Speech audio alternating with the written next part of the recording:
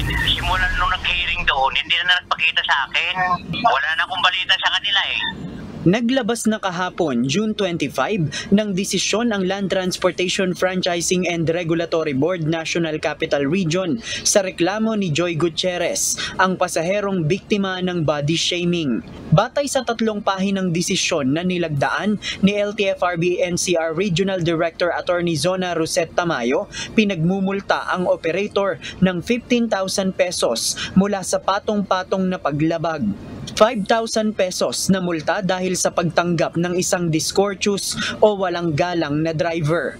5,000 pesos uli dahil sa hindi paghahatid ng pasahero at 5,000 pesos sa paglabag sa Memorandum Circular 2023-016 o ang gender-based sexual harassment sa mga pampublikong transportasyon.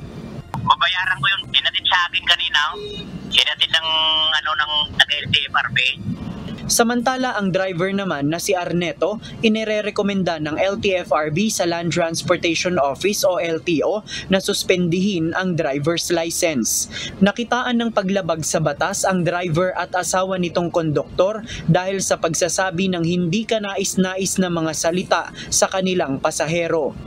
Hindi na umano pumapasada ang driver na si Arneto palisan. Ayon sa operator, kung sakaling babalik si Arneto sa kanya, hindi na niya ito tatanggapin dahil meron na rin itong mga bad record.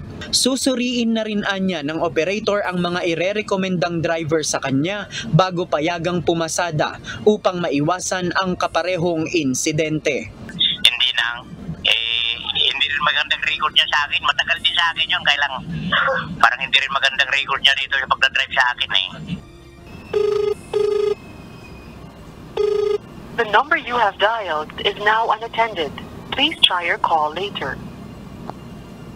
Sinusubukan nating tawagan yung contact number na ibinigay mismo ni Joy Gutierrez, yung biktima ng body shaming, para malaman yung kanyang reaksyon dun sa naging desisyon ng LTFRB.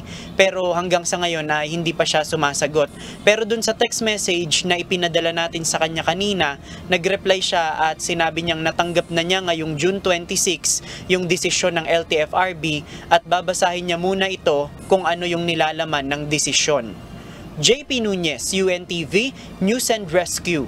Diyos ang aming sandigan, serbisyo publiko ang aming pinahahalagahan.